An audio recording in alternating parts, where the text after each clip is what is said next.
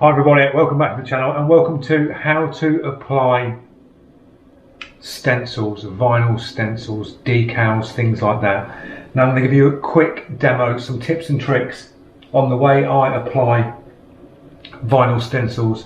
I'll give you a little talk through of what sort of ones you can get and what to look for, especially if you're doing airbrush work, custom paint work. Now, if you've got a project on the go, say you're doing a gas tank and the customers wants a Harley logo or they want like their Suzuki logo going down the side. Now usually the first place you go, if you've not got a cutter plotter or a silhouette cutter, you'll go straight to eBay and type in Suzuki or Harley stencil or vinyl sticker stencil and they'll pop up and you'll see one. And it'll probably look like this.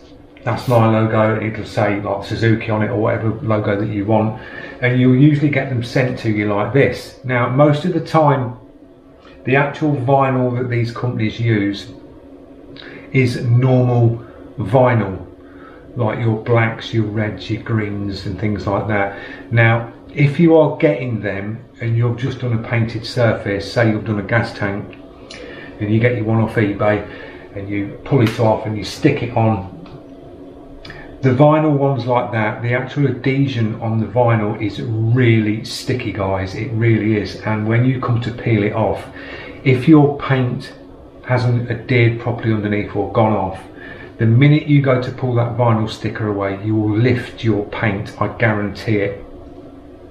So what you need to go for is proper stencil material, which is one I've got here.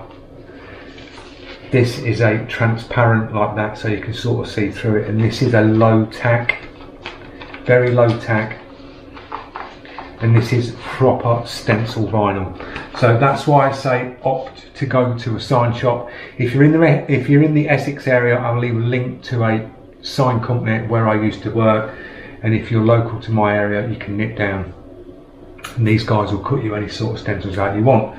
So I've got a stencil here which is my logo, and I've already painted one on the panel in front of me. This is an aluminium panel, so it's the closest I can get to say working on like a gas tank side or something like that. So we're going to get this stencil down and put some paint down. Now the ways you can put stencils onto your panel, I'll give you a few demos on how you can apply it the correct way. Some people just peel it off, slap it on and squeegee it down. Yes, you can do that if you're confident to do it, but most of the time you'll get creases, you'll get air bubbles, and it'll be an absolute pain. You want to get this down as flat and as even as possible, especially if you're painting on it, so you get a nice crisp image like that, what I've done previous. So you've got your stencil, get yourself a bit of masking tape. Put a bit of masking tape either side of your stencil like that. So you've got two tabs either side with a little bit of sticky showing. Then you can place your graphic on like that. Nothing's stuck down yet, you've just pinned it into place. Now if you wanted to level that up and you've got text on your stencil, go to a flat edge on your panel,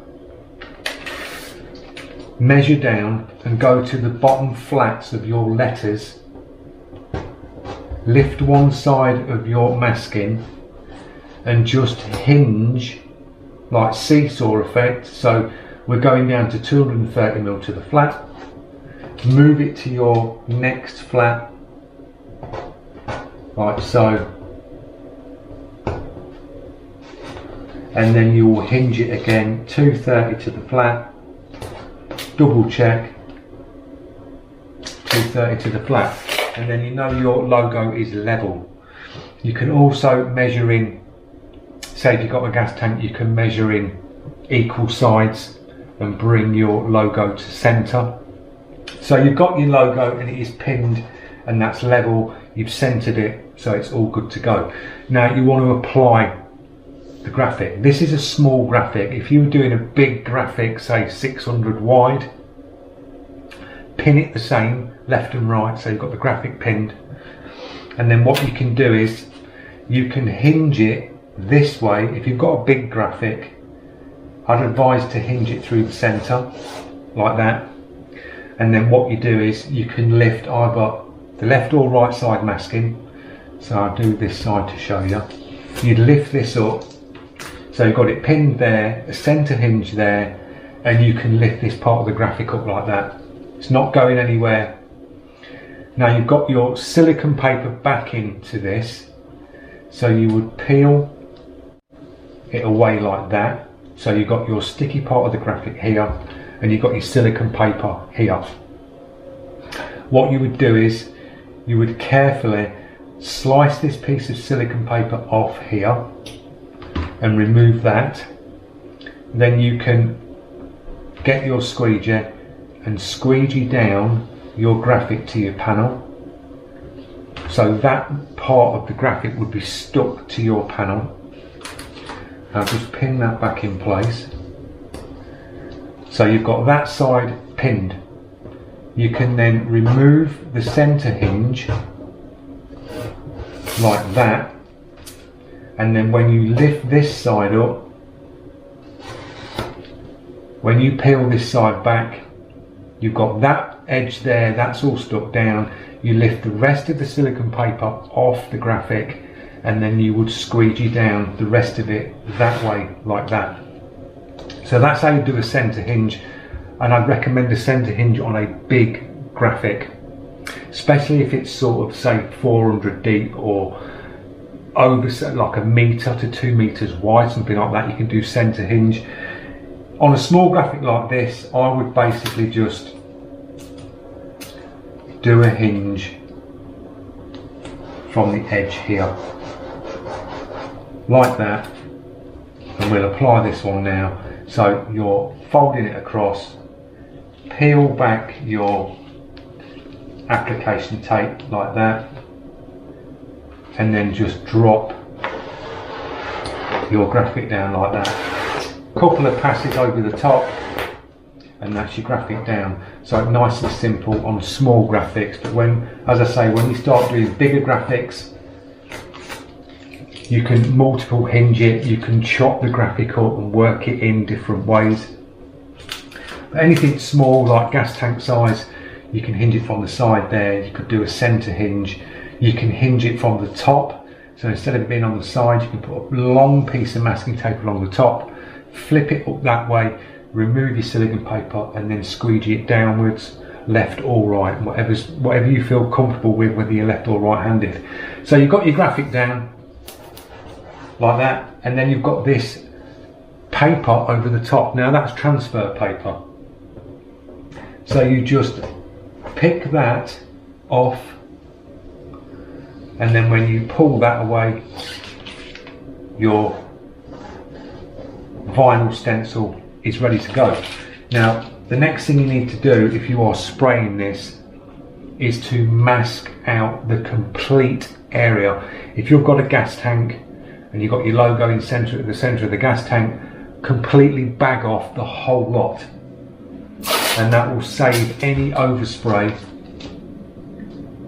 going on the rest of your panel. Because there's nothing worse if you've got a white panel or a tank you've just painted and you want a black logo, and you just mask it like what I'm doing here, and mask it like that, and use spray, you will get an overspray edge hitting round this masking. You probably won't think you will because you're going in with an airbrush, but I guarantee it you will. You'll remove that masking and you'll get a halo round the edge. So mask it to there, and then mask off, paper bag off the rest of your tank. I'm going to leave it like this for the demo and just show you how you spray up the centre and remove your stencil. So we've got some solvent painting here. When you go to paint over a stencil, don't go to hit it full on and get it full opaque straight away. There's nothing worse, and especially if you're using water-based paints. Water-based takes a lot longer to go off. So if you hammer water-based down, it will tend to sort of slightly run down, and it will sit on the edges of the vinyl, and eventually it will soak in. And then when you pull your mask away, sometimes you can get bleed through and it looks like spider webbing under the edges of your stencil. So if you're going in water base, do it the same way as solvent. So go in nice and light and just do a light pass.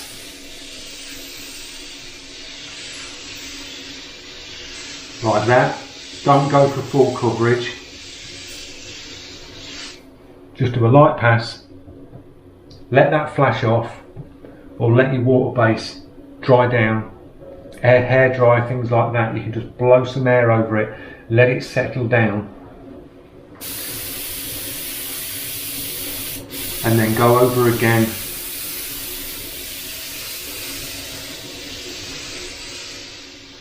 Like that.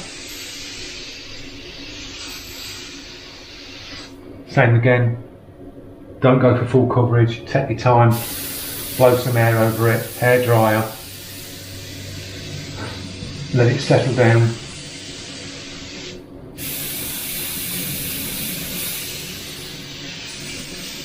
Same again.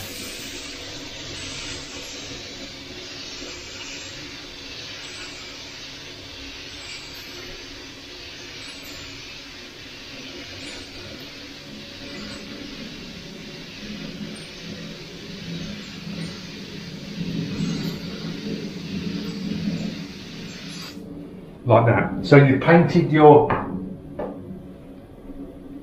stencil, you got your paint down. The worst thing you can do now is just pull the masking straight off and you're eager to get the next bit done. Just let that flash off, let it sit for a couple of minutes and make sure that it's dry before you go in to remove your stencil, because there's nothing worse. You've painted all the gas tank, you spent hours prepping, you put the base coat down, you drop the logo on, you pull it away and it's no good, and then you've got to get rid of that. You've either got to paint back over that with the white, put another logo on and go again. So just let that dry down, there's no rush, take your time. Now to remove it, you will just get your scalpel,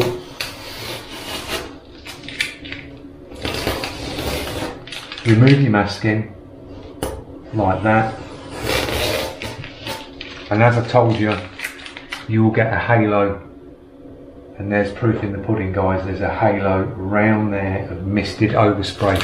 So always mask off the rest of your area. No matter how close you're going up with that airbrush, you will get overspray on the other parts.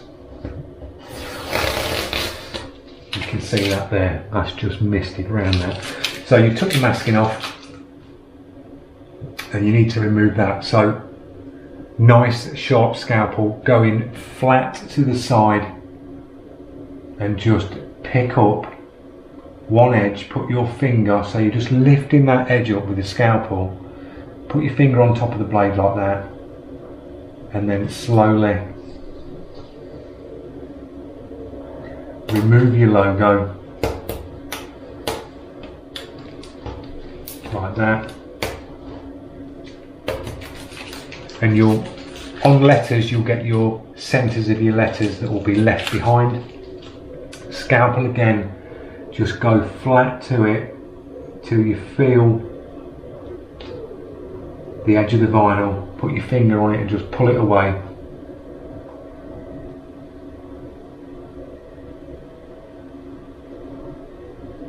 Really carefully lift up, like that.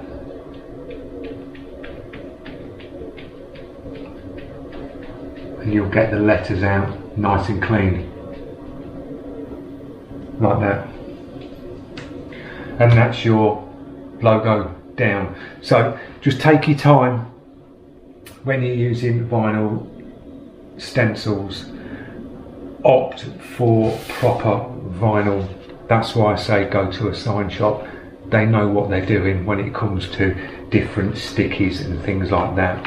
When you're a beginner, you can grab loads of these cheap stencils off eBay and it's proper vinyl, and once these things go down, especially if you're in a warm environment where you're doing it, you'll put that logo down, spray around it, you'll pull it away, and it'll more than likely pull the rest of your paint off with it because the adhesion's really strong.